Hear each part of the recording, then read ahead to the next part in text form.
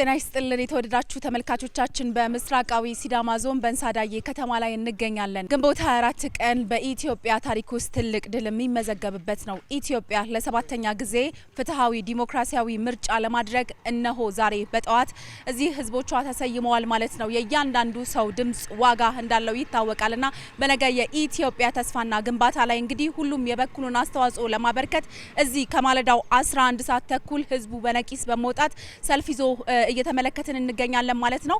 12 ሰዓት እንግዲህ የምርጫ ጣቢያው ይከፈታል። ነገር ግን ከዛ በፊት ቀደም ብለው ወረፋቸውን ወይም ደግሞ ሰልፍ በመያዝ ማለት ነው የነገን የኢትዮጵያን ተስፋ ያረጋግጥልናል ያሉትን የፖለቲካ ፓርቲ ለመምረጥ እዚህ ተገኝተዋል ማለት ነው። ይህ እንደ ኢትዮጵያ ታሪካዊ ቀን ነው ማለት ነው።